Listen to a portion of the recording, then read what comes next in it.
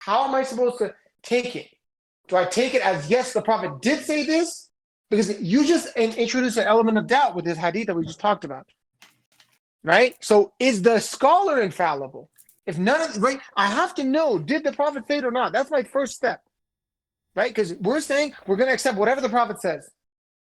No questions asked. Whatever the Prophet says, we said it, we accept it. Now the question is, okay, how do we interpret what he said? But do I treat it like that or not? That's really what it comes down to. Because if there's a command in the Quran, I have to accept whatever the command is, then I have to figure out, okay, how do I interpret this command in the Quran? But if we're broken, if we're not even at the stage yet, I cannot even establish this is from the Prophet, then I'm not going to treat it that way. You're going to say, well, licking your fingers, well, technically, if you use the water, then that's licking your finger. That's an interpretative issue. Well, okay, to be clear, the Sunnah says that you can, right? That's the interpretation of that hadith, right? Just to be clear. The hadith is strong. The language used in these hadith for these various commands are really strong. That's my point. Right? The Prophet says you must use an odd number of stones. You're not allowed to wipe your hands until you lick your fingers. They're very strong positions in the hadith. If I'm with the Prophet and he tells me this in person, I'm going to do whatever he says. You know what I mean? Right? So I can't diminish the language used. He uses strong language. And I see languages like this in the Quran, I'm going to treat it the same way. I do whatever the Quran says. It says don't eat, if it says straight up says don't eat pork, the meat of pigs. Okay, I'm just not going to eat meat of pigs.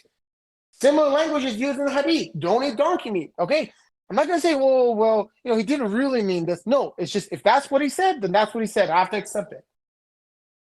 But the question is, we can't even get to we can't even authenticate it in the first place.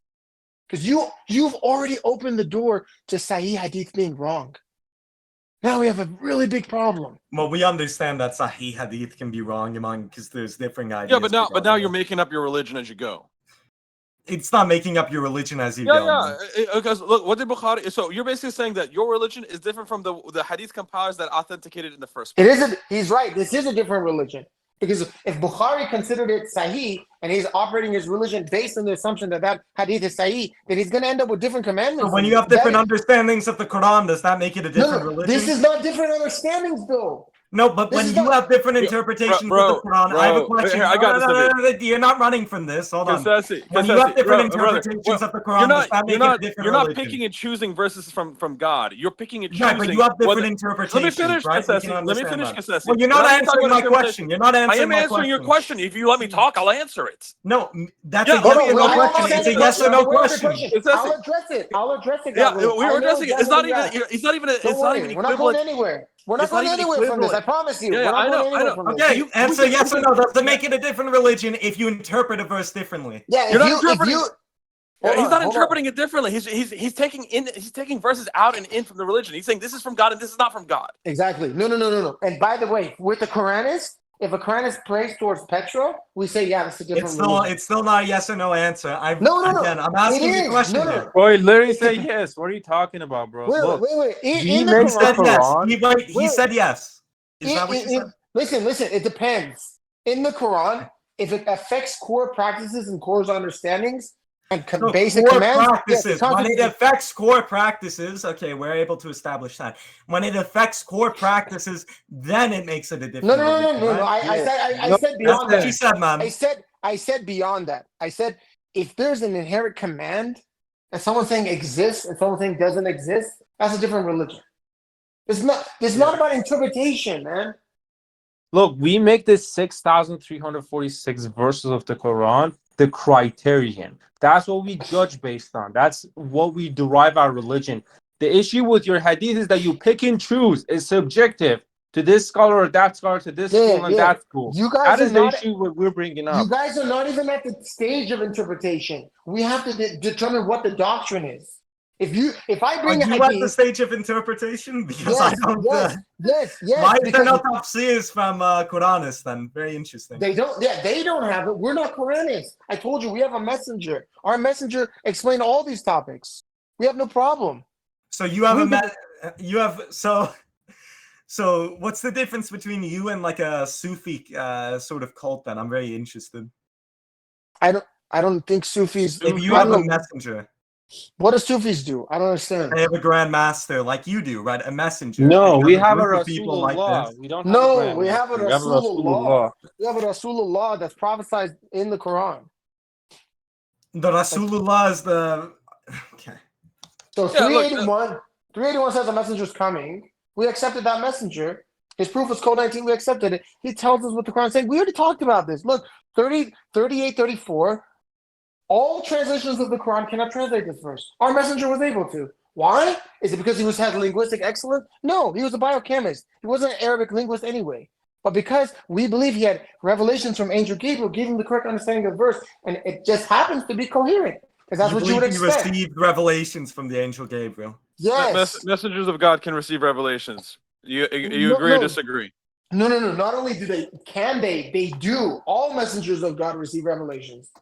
It's not optional. All messengers of God receive revelations from Angel Gabriel. That's not up for debate. Besides, we're not even on the subject. You don't believe yet. the Quran is the final revelation, just to be clear? Quran is the final scripture. It's the final scripture. It's not the final revelation. It's the final scripture. There's no other text that we go off of. So, for example, if the religion of Islam gets corrupted, God can choose to send another messenger afterward with revelations to purify it using the Quran. Right? Hey, God. Hey, my new messenger. The humans messed up again. Please go correct them. Here's revelation. This is how they messed up. Use the book that I left my last prophet. All right. Correct. Anyways, this is not even what we're talking about. Right now, you're picking and choosing what to interpret in your religion. You're interpreting what needs to be interpreted, right? Yeah. And this is the problem. I'm not picking and choosing what needs to be interpreted. I'm going based off the lines of transmission, right? Who picks and chooses? Who picks and chooses? Yeah, you're not going with Imam Bukhari. You're not going with Imam Muslim. Because Bukhari and Muslim can disagree on whatever is Sahih. But that's already inherently problematic. There is no major pillar of Islam which changes based off of Hadith. It's commands. Dude, the Quran says, let me give you a very basic example. The Quran says there's only 4 dietary prohibitions. Okay? There's only 4. All the various Hadith chains are quote unquote authenticating dietary prohibitions beyond the 4. The Prophet is told that in the revelations God gave to him, there are no dietary prohibitions beyond what God revealed to him in the Quran, in a particular verse, 6:145. Any dietary prohibition beyond this in the Hadith is inherently a false Hadith. It doesn't matter how strong you rated the chain to be. So that tells me all of your scholars are wrong on this Hadith. I don't need a grading system because it's already inherently wrong. If they prohibit donkey meat, that's a perfect example. If I will be clear, the methodology which most scholars now go off of, if it conflicts with the Quran, then you don't accept that Hadith, just to be clear. Right, but the problem is, hold on. The problem is, all of your scholars, all of the Hanafi scholars accept this Hadith to be valid. It's not just one Hadith. Can you show me where all of the... Yes. There you go. Yes. The Hanafi madhab universally prohibits donkey meat based on the Hadith. It's not up for debate. Okay, here you go. Here. Sorry, guys. Can somebody put the article for donkey meat? I can. Give me a second. My one hand's tied. I'll go find it. God willing. You want the deep book or? No, the article. There's an article just on donkey meat. Yeah, I got it. Here you go. It's in VC1. Okay, so in the Quran, thank you. There's a donkey meat article. And his name is Kajesi. That's a Turkish name. He's Turkish. In the Quran, 6:145, I put in chat. I see those graphics they rejected, right? The Quran says there's 4 dietary prohibitions. 1 carry on, 2 running blood, 3 limited pigs, and 4 animals slaughtered to other than God. Okay? In Hadith, there's many things prohibited beyond these 4. All of those Hadith are inherently false. Now, this proves my point even further if you strongly confirm any of these Hadith, right? If you're saying our Hadith sciences establish this Hadith to be authentic, to me, that even further disproves the Hadith science because there's no way any of those Hadith can be true. The Quran is very clear on the dietary law. This is not up for debate. There's no dispute to be had on this topic. The Prophet's told to proclaim what the dietary laws are, and we have them clearly, right? To say anything out of, in fact, God uses strong language in this verse. The double negative is used, like when we say La ilaha illallah, that's double negative.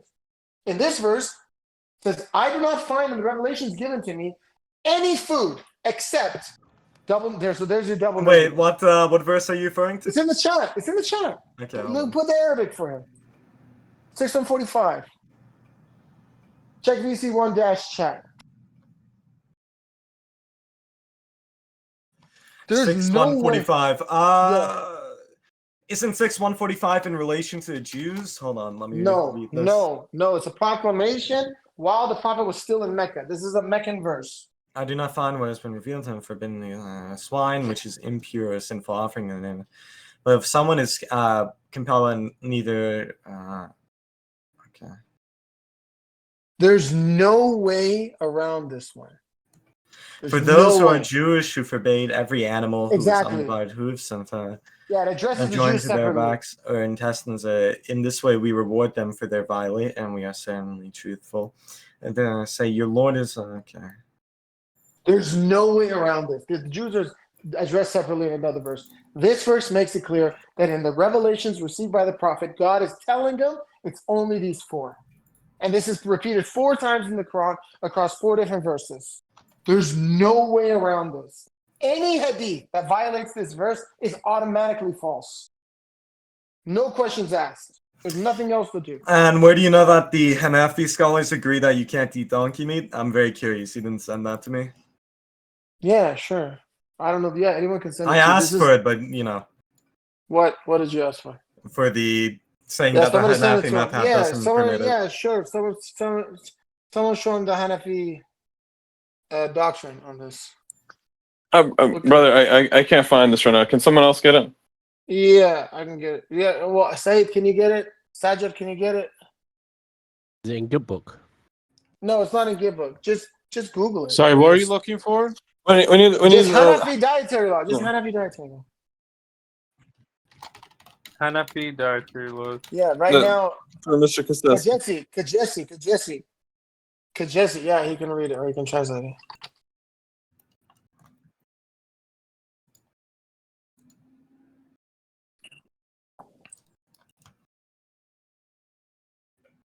Although to be fair, this is also like once you say where do the Hanafi scholars confirm this, you end up running into 931. I got the article. See here. It says animals that have been clearly explicitly prohibited in the Quran or Sunnah or without doubt haram, such as swine, donkey, etc. Here you go. According to authentic translation, is permissible. Okay. We forbade every animal. Okay.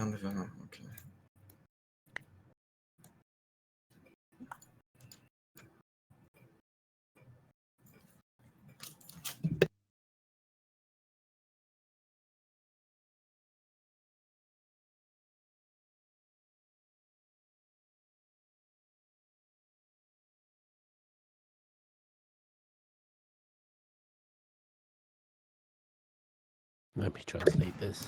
Yeah, I'll read into that.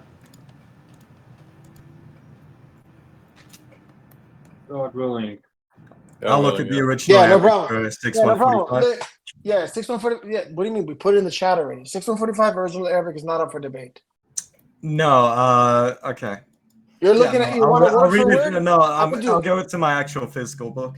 Yeah, no problem. I'm gonna put word for word for you, God willing. No problem. I'm very firm on this verse. I'm telling you, I've been studying this for 15 years. Just this verse. Let me get my Tasbih Sadi off my bookshelf. Hold on. I've been studying this verse alone, just one verse. I've been studying for 15 years. I'm not joking with you. Like literally, like I'm very knowledgeable on the dietary law. There's no way around this. There you go. Here's this translation of islamqa.org Hanafi, right? According to Islamic dietary laws as interpreted by Hanafi fiqh, The consumption of domestic donkey meat is explicitly forbidden. This prohibition was declared by Prophet Muhammad on the day of the Battle of Khaybar, as evidenced by several hadith which state that the Prophet ordered those who were cooking domestic donkey meat to dispose of it, declaring it impure. However, the same sources differentiate between domestic donkey and wild donkey, stating that the meat of wild donkey is permissible. What? The distinction is based on hadith, where it was reported that the Prophet allowed the consumption of wild donkey meat during Battle of Khaybar. Therefore, while the consumption of domestic donkey meat is considered haram, the I don't know, domestic donkey, I guess, is not. The domestic donkey means the ones that are like you have them. Wild donkey is the ones that are out in the wild. Yeah, I know whenever I go out, I always see a lot of wild Islam donkeys. QA is on Bali's side, by the way. Just making What's that? that? He sent Islam QA. That's a Hanbali site. That's like a yeah, forum. don't send Islamic QA. Send him Hanafi. Oh, I'll delete them right away. How foolish. Here you go. Here's word for word. Here's word for word.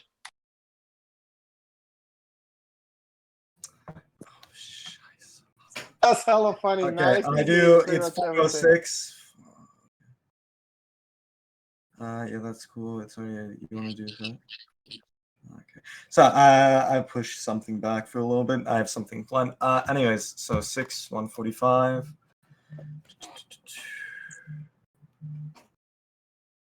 Right, getting there. I mean, like this happens a lot, right? The Quran says one thing, the Hadith says the opposite.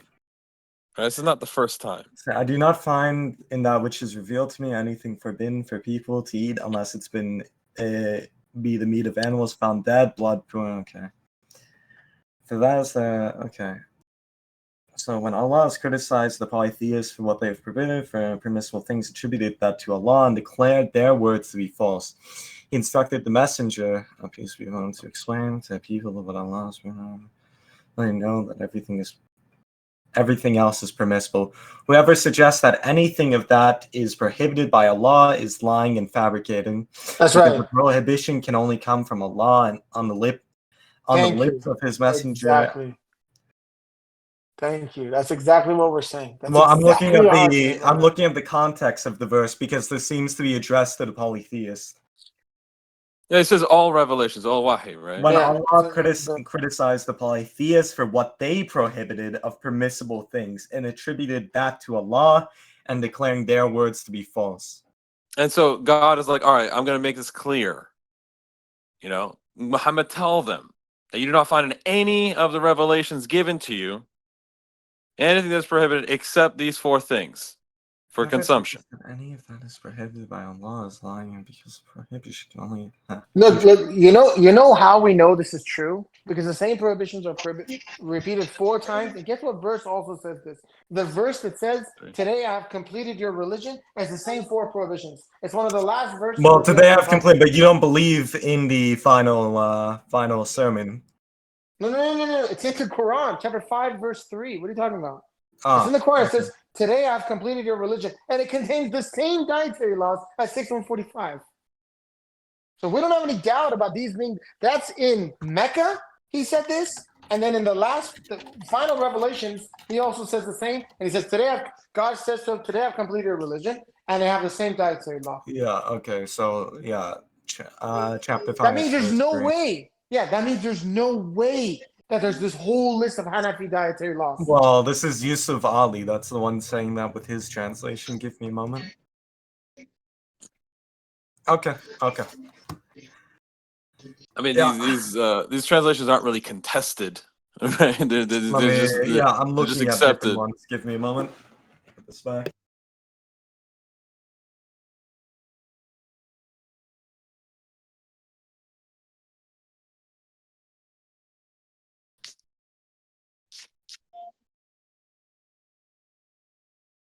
Are you scratching? General your question microphone? though: if you're this confident in your case, why don't you reach out to actual scholars, like excluding the Saudi guy who didn't know the difference? Dude, we were on Hamza's den.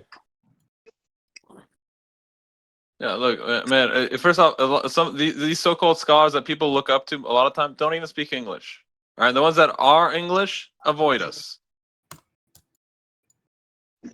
Have you reached out to them? Because I'm Yeah, very we reach curious. out. We reach out plenty. We want to be on the wide platforms. We want to debate them publicly.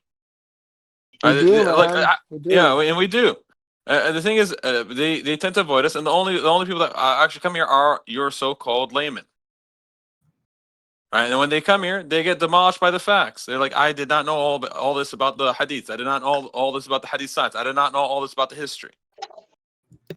Right? The fact of the matter is, the scholars that do know have good reason to avoid us because they don't have Why do you good think answers. they removed me from? Why do you think they removed me from Hamza's den within Yeah, 5 or 10 minutes? They They, just they, removed me, wouldn't man. they wouldn't let me talk for more than 5 minutes. Yeah, They just remove us. You think yeah. they want us? You think they want to give us a platform? Are you kidding me? I go on TikTok to talk to their main speakers and debaters on there, and they don't let me on. They don't let us on. They just remove us. Yeah, what do you think happened to Muhammad? The Meccans got sick of him. You It's think like, the we top can't let him Meccans keep would be talking. like, yeah, bring Muhammad. Let's have a crowd of 30,000 people hear all his arguments. Yeah, definitely. No, they won't. And the same thing today. Islam got corrupted after 1400 years. Now we're restoring it to the original religion of Muhammad, religion of Abraham. They're trying to silence us. I mean, even For Muhammad, what God's did he sake, do? they killed our messenger. Yeah. He was blessed with martyrdom in 1990. Even with Muhammad did not come start a new religion. He came to purify the religion of Abraham. This is even mentioned in the Quran. Right? He did not come give a new religion. He came and purified it. And same thing, 1400 years later. So Muhammad, after 1 or 2,000 years of Abraham, maybe 3,000 years, Muhammad came purified. Right? 1400 years after Muhammad, the next messenger came and purified. If the world was not ending in like 300 years, then God may send another messenger. Yeah, I mean we're willing to debate anybody. I debate between 5 and 10 people every day for the last 3 years, 15 hours a day. These are not foreign concepts to us. These are not foreign concepts. And not only that, the more we talk, the more evidence we have against them. That's true. You know, it's funny. Like our arguments have only gotten stronger, not weaker.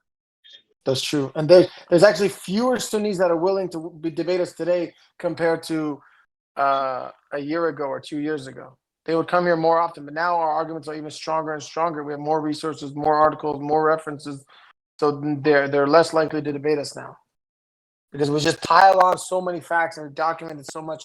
We're barely getting started. The evidence is overwhelming, man.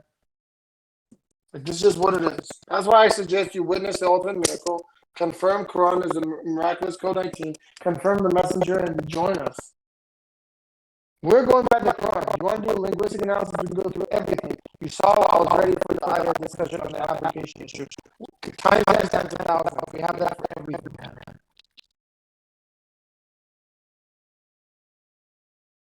It's that going on, man. What's in your mind? What do you think?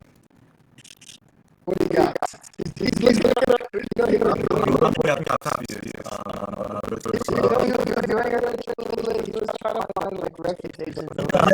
I need to get evidence of what you're saying, of course. If I'm gonna look at something, I need to find different. Yeah. No, it's good. Look, you don't want to follow something that's wrong. Yeah, but if you present something that's correct, you should also switch. I need to take whatever's presented with a grain of salt. So obviously, I need to look at differing points of view, right? Different argumentations. Sure.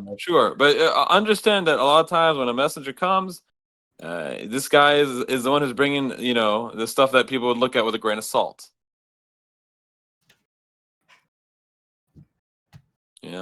Muhammad showed up and he's like, "Hey guys, everyone here is doing it wrong. You need to do it this way." He's a smart guy. Yeah. He's a smart guy. You know who he reminds me of? He reminds me of Artesh. It would be great if we have a better, new and improved version of Artesh. Maybe Atesh. I don't talk to Atesh much.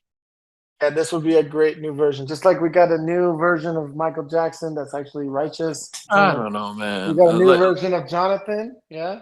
It's Look, I have this thing now. I feel like if they're not really receptive in the beginning, they're probably not gonna be receptive near the end. You know, just it's not really. Usually, when people see these verses, like, oh wow, you know, their heart is like wide open, right? And we have to struggle I here wouldn't. to get I wouldn't the have a simplest strict concession. parameter. I wouldn't box it to a limit. I wouldn't limit it to a strict parameter. Mm. You'd be surprised. I mean, I'm just curious how you would engage with Sajjad when he was first here, or McClinkin. No, maybe I would have given up on them right off the bat the way you describe it. Really? I No, don't know. really. The way you describe it is just like, oh, it's just not worth the time anymore. Oh, so maybe you're right. I'm just telling you from experience. Mm. What do you got? Give me some refutation. Give me something to work with. I'm happy to do it. Yeah, I'll DM them to you later. I'm asking a few people. Well, I'm trying to ask a few Bring 'em. scholars currently. Bring them all here. Come on, come on. I'm ready. That's like I want to learn. Like I'm telling you, I told AAA, and I think he agrees with me. This is the best way to learn. It's like, okay, bring every possible objection, and we're gonna overcome it. God willing. Every possible objection that you can come up with. Let's see it. Let's see it. We've solved our religion. We don't need to dig through Hadith. You have 40,000 Hadith. You're telling me that in my religion, I need to go through 40,000 Hadith and figure out if they're even from the Prophet? So we're not even sure if they're all from the Prophet. Now we're saying Sahih can be not from the Prophet. We're not even at the stage of interpreting yet. Then we have to interpret.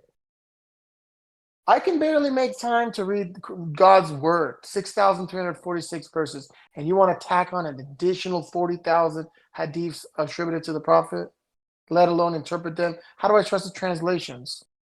How many translations of Sunnah.com, was it? Yeah, how many translations on Sunnah.com is there for each hadith? That's assuming it's true. It's too much work. It's not practical.